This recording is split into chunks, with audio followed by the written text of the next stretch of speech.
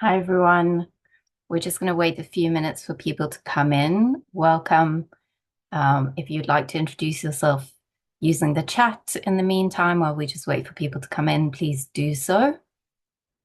I'm just seeing the numbers ticking up quite quickly, so people are obviously busy joining.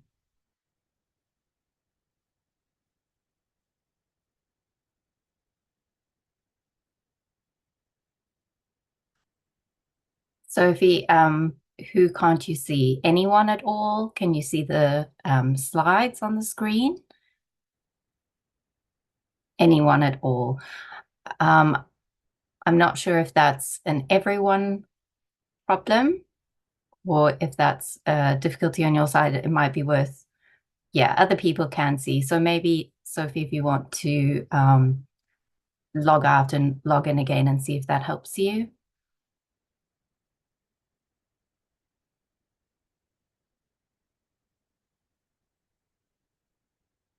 Lovely, that's looking great.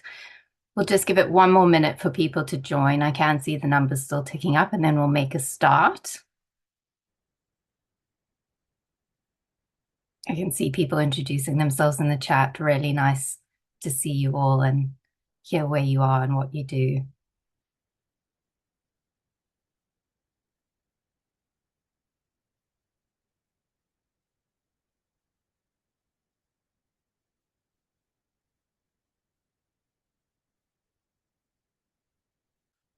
All right. So we've gone 2 minutes past. We've given everyone a chance to join.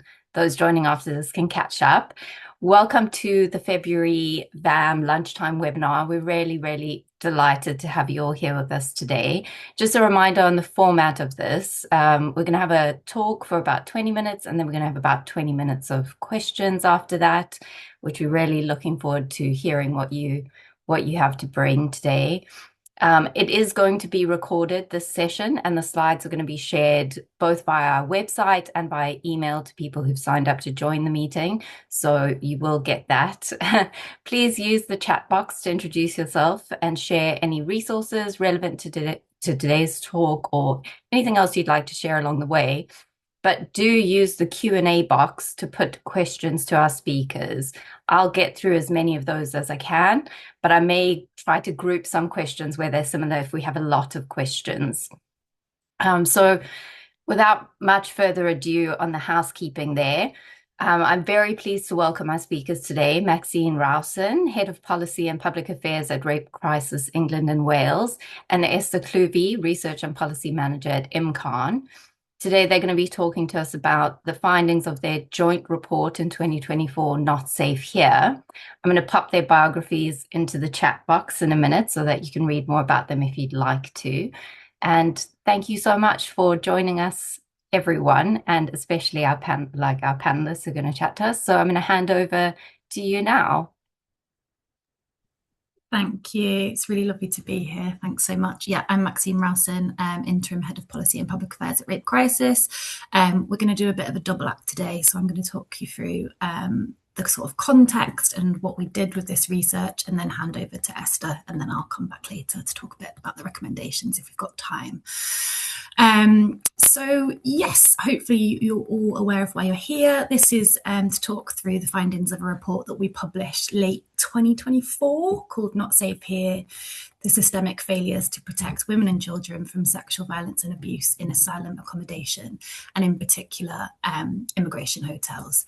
It's quite a beefy report, but we're going to do our best to give you sort of as rich a flavour as possible in the next 20 minutes or so. Can I get the next slide, please? Thank you. So why immigration hotels, first of all? Rape Crisis England and Wales were approached actually back in, I think it was 2021 now, by professionals working in the refugee and asylum seeker support sector, with really strong concerns about the treatment of and the risks faced by women in asylum hotels.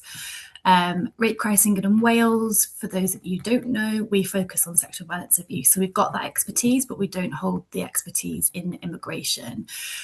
So what we did first of all, is partner with Imkaan and reached out to others in that specialist Black and minoritized sector and the refugee and asylum sectors for collaboration. And what we found quite quickly is that several organisations confirmed that they are seeing the same issues.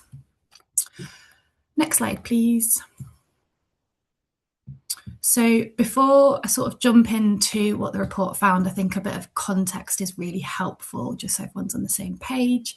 So thousands of women and girls who have previously experienced sexual violence and abuse are currently seeking asylum in the UK. And although the exact prevalence of sexual and gender-based violence isn't known, it's estimated to affect up to 70% of women who have forcibly migrated. And refugee and asylum seeking women and girls going through the asylum process are likely to have been subjected to multiple different forms and threats of sexual violence and abuse across different contexts and across their lifetimes. Sexual violence is often a major driver for women to leave their country of origin, and it's also a common experience of women and girls on their journey to the UK. So under the Immigration and Asylum Act 99, the Home Office has a statutory duty to provide accommodation and support to asylum seekers and their families who would otherwise be destitute whilst their asylum claims are being processed. But individuals who are awaiting a decision from the Home Office as to whether their asylum claim has been accepted, which can take decades in some cases, they are excluded from accessing mainstream welfare or public funds, which is what we call no recourse to public funds, or NRPF, and they also don't have the right to work. So therefore, as many of you will already know, all asylum seekers, including victim survivors of sexual violence and abuse, are entirely dependent on the Home Office to survive. And what that means for women who have experienced sexual violence is that they're also dependent on the Home Office for their recovery from sexual violence and abuse.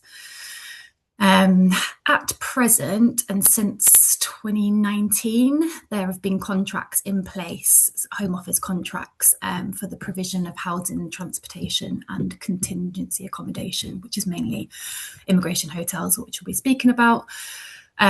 For those contracts, there's 3 providers currently, depending on area. So you've got Serco, Clear Springs and Mears Group, and these contracts are for 10 years. They run until 2029. And then you've got Migrant Help, who hold the Home Office contract for the provision of advice, issue, reporting and support service, the AIR service as it's known. So they provide a helpline and supposedly provide support. Our report details significant failings on the part of these contract holders, and I have to say that we gave them a right of reply before we published this report, which is why it took quite a long time to finalise. That right of reply is detailed in the full report. We've got a link to that later, and I think it's probably needless to say that the reply from those accommodation contract holders wasn't particularly positive. Next slide, please. So just to set out sort of the headline findings, Esther's going to speak to these in more detail in a moment. As part of the research, we spoke to 9 women with lived experience of sexual violence and abuse and of experience of living in the UK asylum accommodation system. We also interviewed 4 professionals working with asylum seekers and or victim survivors of sexual violence and abuse, who all attested to the inadequate conditions, poor safeguarding and management of asylum hotels. So 4 key findings is, first of all, women do not feel safe, and in all of the examples that we heard from women with lived experience of the asylum system, they do not appear to be safe within the asylum accommodation complex, either physically or psychologically. Secondly, we found that the asylum system compounds existing trauma experienced by women who have previously endured sexual violence and abuse, whether they endured that in their countries of origin, en route to the UK, or within the asylum accommodation system itself, and sometimes all 3. At Rape Crisis England and Wales, we know that women who have experienced sexual violence and abuse need to feel safe, believed and supported before they can begin to recover from the trauma that they've experienced. However, what we've found in this research is that key features of the asylum system itself prevent this and actually exacerbate existing trauma. Thirdly, we found that women and girls are at risk of experience further sexual violence and abuse in the asylum system because of key harmful elements of that system, which we'll go into more in a minute. And fourthly, maybe on a slightly more positive note, one of the really lovely findings of this work was that women seeking asylum managed to find pockets of care, community, and connection through the services of specialist third sector organisations. But as always, there is a but. Many of you will be aware these services are perennially at risk due to a lack of funding and investment. So I'm just going to pass over now to Esther to talk through sort of the meatier findings of the report. Thanks very much, Max. Please, could we have the next slide? Thank you very much, Charlie. So chapter 2 of the report specifically talks about the fact that the asylum system doesn't operate in isolation from trauma, and actually talks about the way in which this trauma is compounded by the asylum process itself. So some of the women that we spoke to with experience of the asylum system told us that their interviews, combined with the inadequate living conditions, in particular, kind of exacerbated their feelings of unsafety and poor mental health. So, under the Nationality and Borders Act 2022, women risk being penalised for delays in disclosing sexual violence or submitting evidence. So essentially, there's kind of an expectation of immediate disclosure, despite the fact that it's well documented that trauma, shame, stigma, and just fear often delay or even prevent women from coming forward and from disclosing their experiences. Some survivors in their experiences have been trafficked, some held in abusive relationships, some living in and with coercive control, which actually make early claims impossible. And we also know that trauma affects memory, consistency, and the ability to recount experiences in a linear way, but the credibility assessments often fail to account for this. And then for Black and minoritized women, intersecting racism and sexism further shapes how their testimony is received and believed. So essentially, we're in a situation whereby the system demands clarity and speed from women whose trauma essentially makes clarity and speed impossible. And then the private companies that Max mentioned, so Serco Clear Springs, that manage accommodation for women seeking asylum, have been heavily criticized for providing inhuman living conditions. In some very specific cases that we mentioned in chapter 2, breastfeeding mothers weren't able to continue breastfeeding because they were so malnourished by the food provided.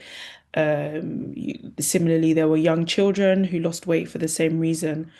And some of the women that we spoke to reflected on the substandard quality of housing that was provided to them. So they described unsanitary conditions, as well as accommodation that lacked basic facilities such as functioning bathroom taps, heating, electricity.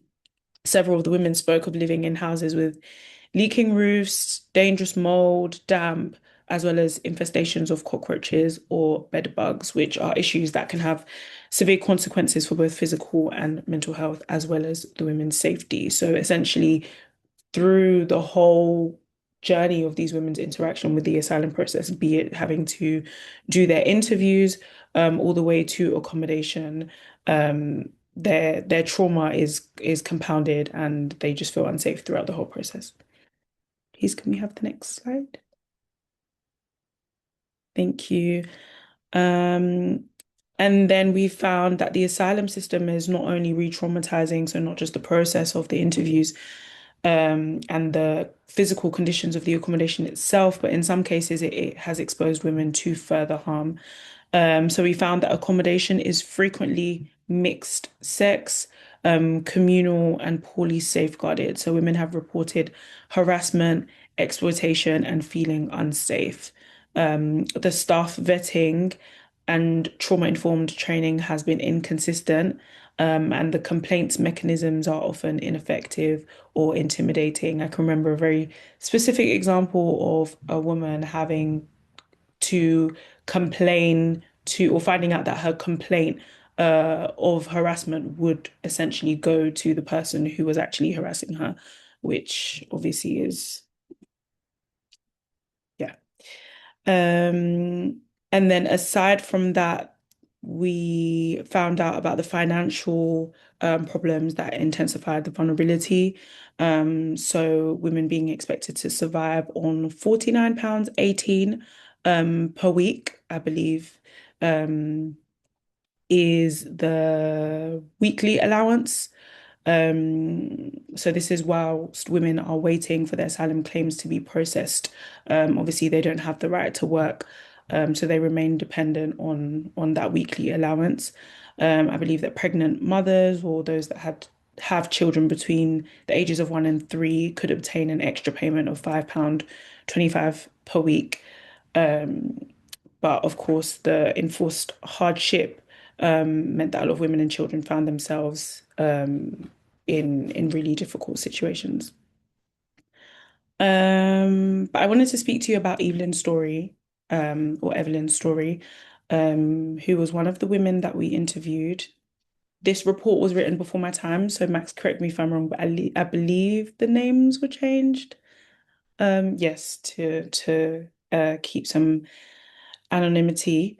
But Evelyn's story kind of brings everything that we're saying into focus, if you will. So Evelyn survived child rape in Nigeria. She was trafficked to the UK at the age of 19, into domestic servitude, and sexually abused again. And after escaping, she was homeless for 2 years, sofa surfing, and then exposed to further risk. And with no safe options, she moved into the home of an older man that she described as a religious prophet, living on his sofa. So why does this matter? Evelyn escaped the trafficking, but unfortunately, she wasn't able to escape vulnerability. And when accommodation is unsafe and financial support is inadequate, women are then pushed into survival arrangements that expose them to further exploitation. So it's not about individual resilience, it's about systemic safeguarding failures. Protection should reduce risk and not reproduce it. Please, can we have the next slide? So chapter 4, as Max mentioned, one of the nice findings of this report was the fact that despite these systemic failures, women have and continue to demonstrate extraordinary resilience. Specialist by and for organizations, specialist Black and minoritized by and for organizations provide trauma-informed, intersectional, safe spaces. And these are often the only spaces where women feel believed and safe. These spaces reduce isolation, they rebuild confidence, and they create community. And women throughout the interviews described volunteering and activism as transformative, helping them regain agency and purpose.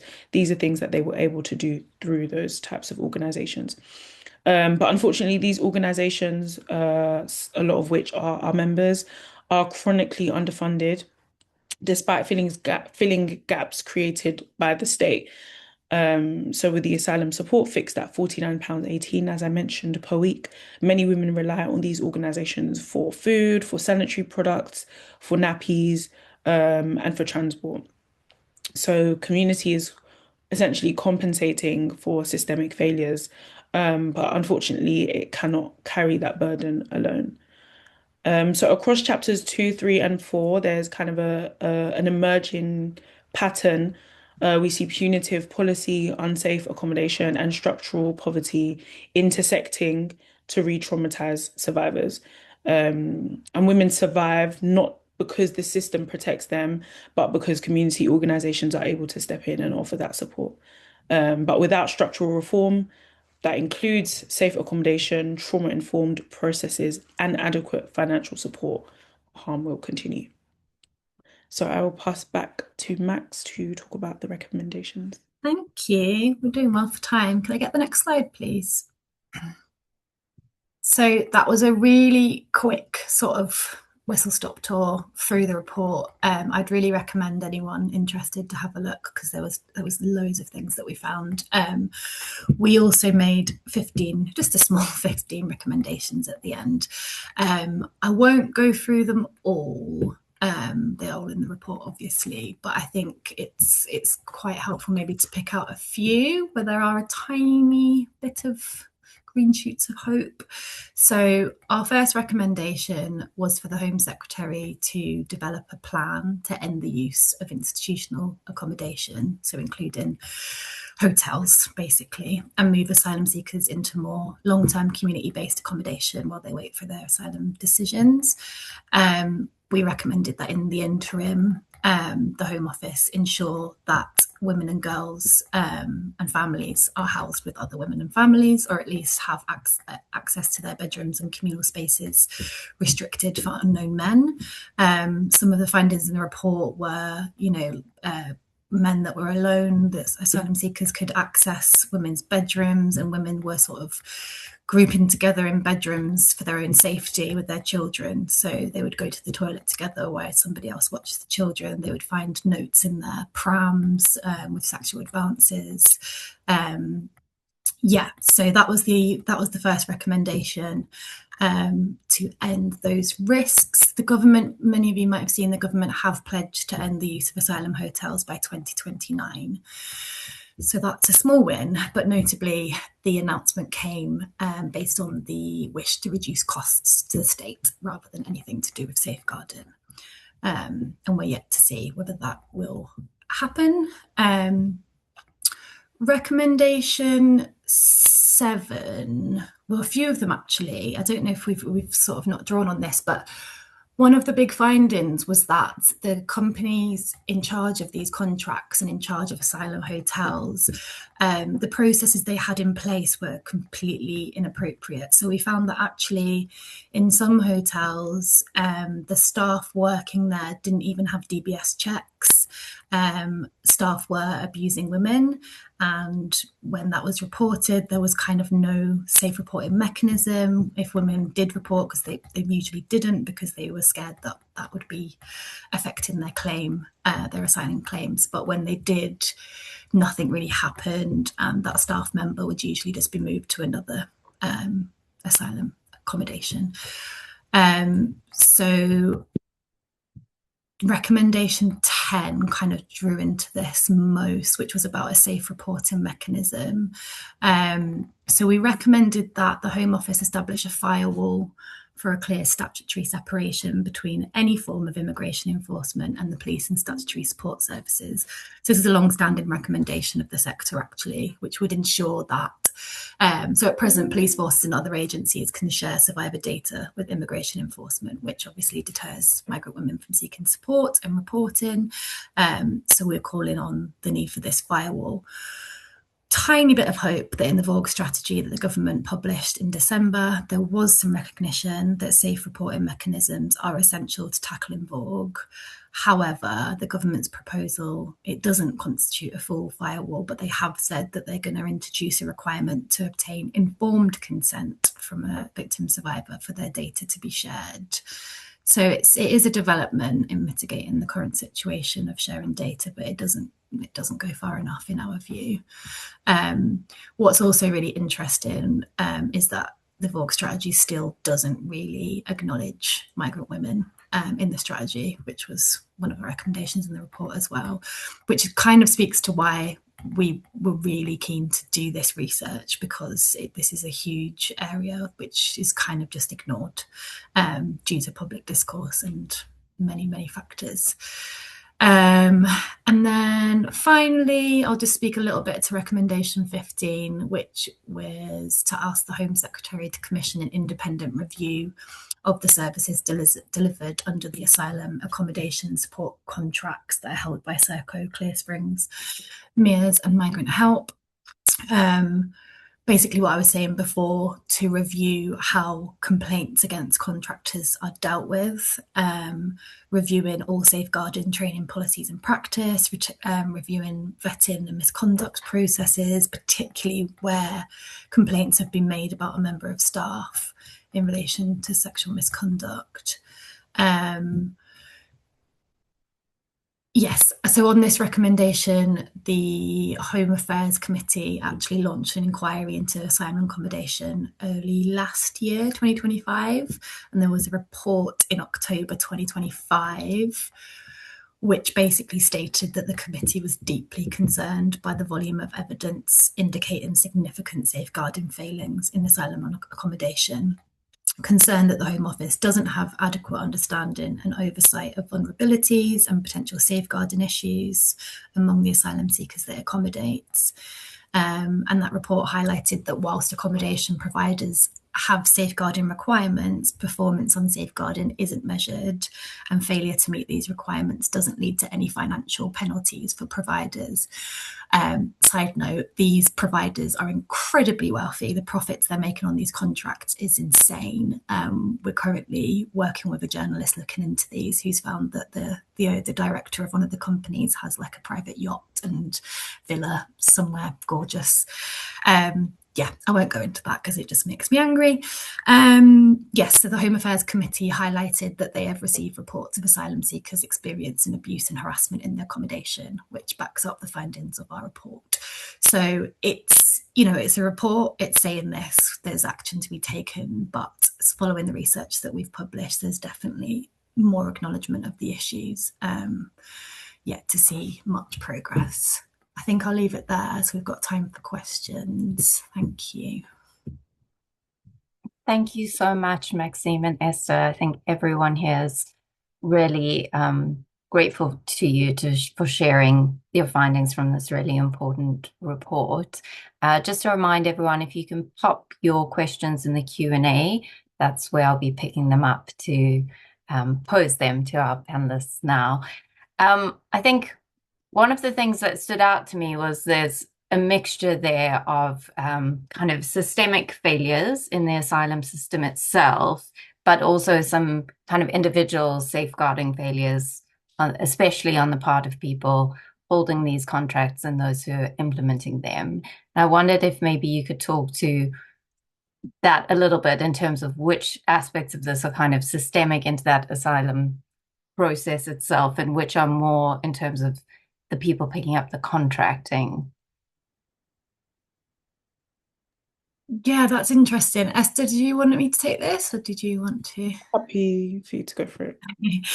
I think it's difficult. I think it's a mixture of the contractors not really seeming to actually care about the people that they're supposed to be looking after, and it's all profit driven, and the Home Office they're not monitoring anything, any performance, any I think we checked in with them and they kind of didn't have any centralized database or any system to record these grievances being raised. So that's kind of, yeah, it's hard to talk about it all in the presentation, but a lot of our recommendations went to the contracts and the overall management of them, because I think the type of companies that go for these contracts are probably not going to be great. So it's in part down to them, but it's also down to the Home Office who are paying for these contracts to ensure that the processes are there. Does that answer the question? Yeah. I mean, it wasn't so much of a question as a kind of Yes. discussion, and that's great. Thank you.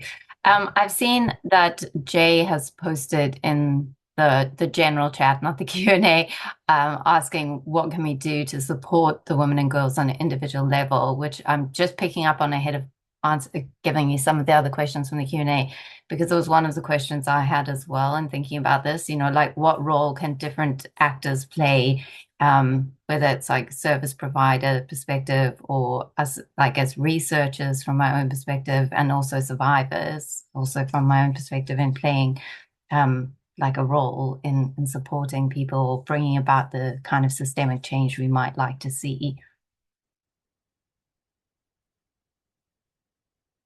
I mean, so I guess in summary, what can we do? That is a good question. I feel like I think I have to think about that one. I don't know if you have an answer, Max. I think get behind your local services. You know, there are tons of small specialist services that are strapped for cash on the ground doing work in this area to support women and girls going through the asylum system. So do what you can to support them. Keep sort of challenging this far right rhetoric, especially, you know, what we hear about migrant men. And yeah, I mean, I don't have to go through it all. I seen there was I think there was a comment about the rise of the far right riots. I think that's a really good example of where activism can come into this. So we're working a lot, as I mentioned earlier, with the journalists to try and expose the realities of the system. And I think actions can be as small as challenging those people on your Facebook pages that are spreading this misinformation about migrants and asylum seekers. Yeah, I don't know, Esther, as Imkaan, Yeah. is there anything we can do to support your work? Yeah, agreed. I think like you said, the local services is super, super important. I also think just the kind of general compassion when kind of speaking on these subjects. I think what Max said about challenging, like you said, it could be your local Facebook groups or even just in conversation with colleagues, with friends. I think just treating these subjects with a general just kind of empathy and compassion and actual understanding for what is happening to a lot of these women who are seeking asylum. I think we can underestimate the change or the impact that you can have on someone else's opinion. And I genuinely think I don't know if it sounds a little bit cringe, but I think that's genuinely how we impact change in the world. And I think it genuinely starts with community and with the people around us.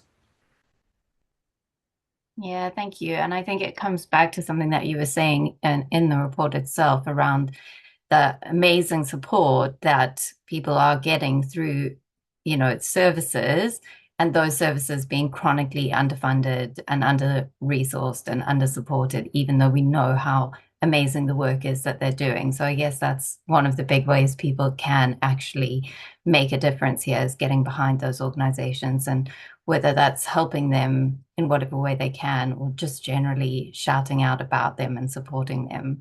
So that's really nice.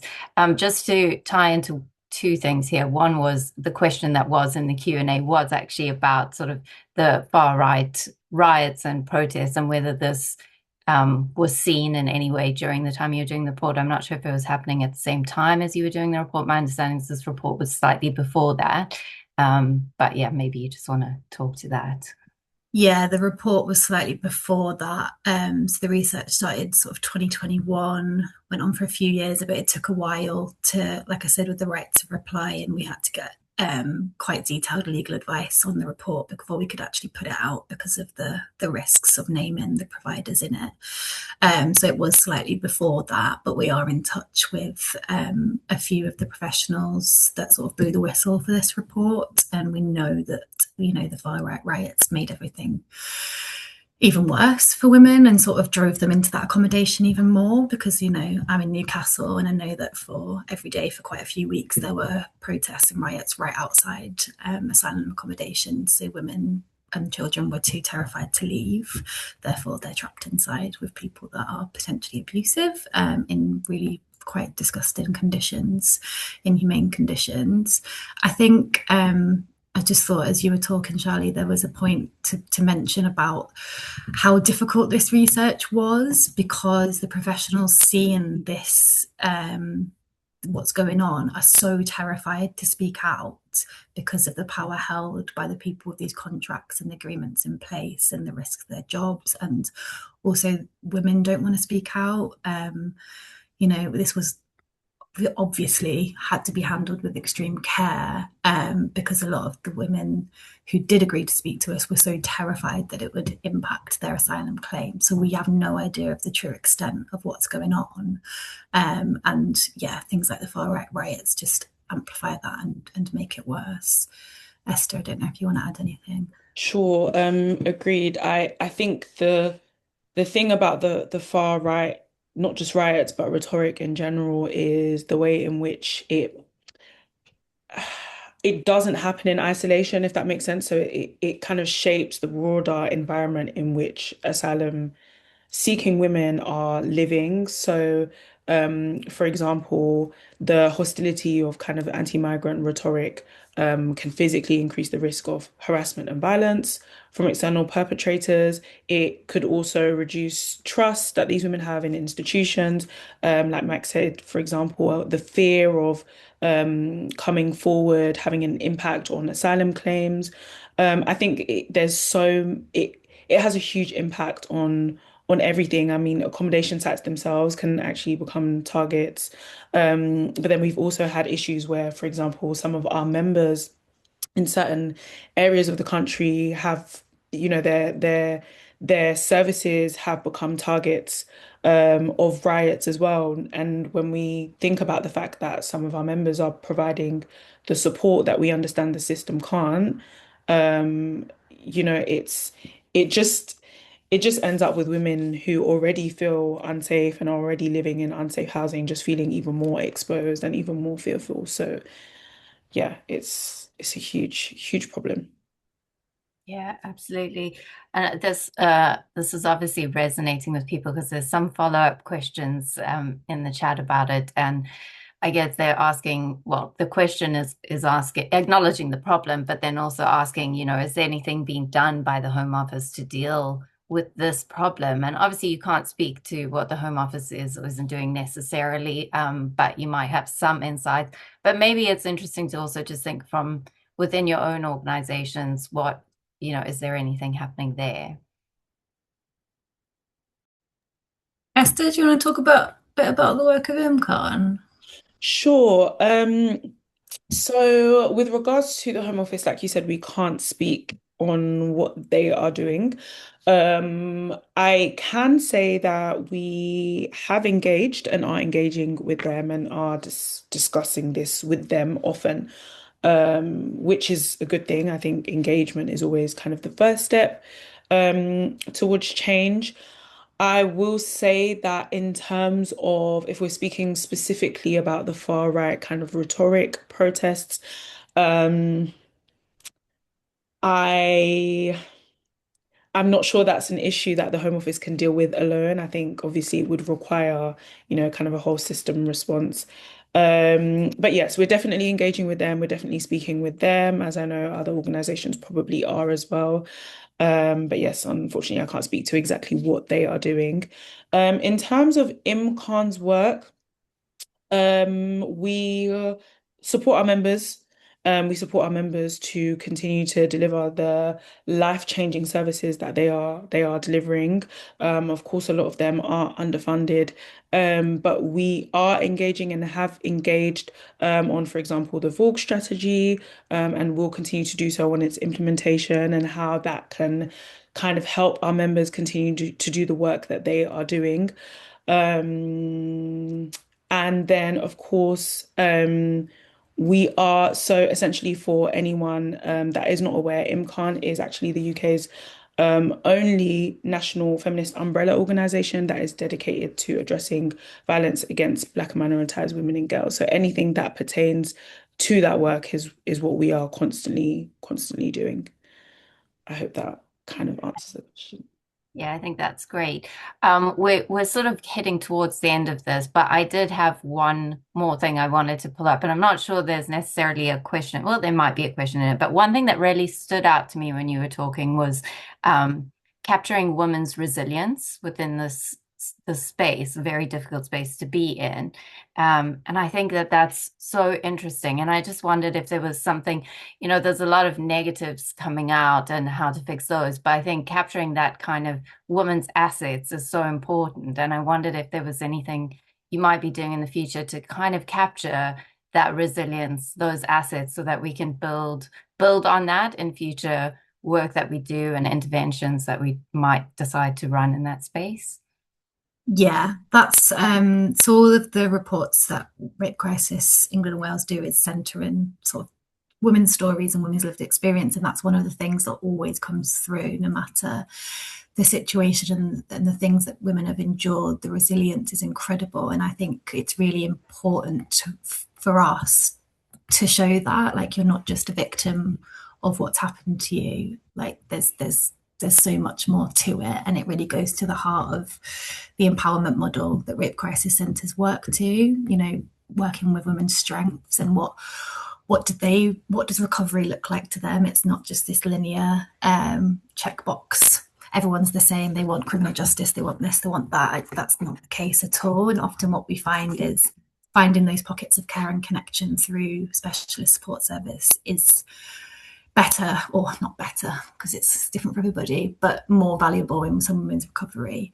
And I think I'm not being very articulate here, but I think that's something I was going to pick up on earlier as well about the Home Office response. Like the way that we talk about asylum seekers and refugees is like stop the boats, smash the gangs, do this. It's like it others people, so you don't see the real humans. And if we stop doing that, then we might actually be able to look behind that and see. So this work sort of went some way to showing the reality, looking behind these like snappy soundbite headlines. Yeah, I think I'm just rambling now. Esther, is there anything you wanted to add?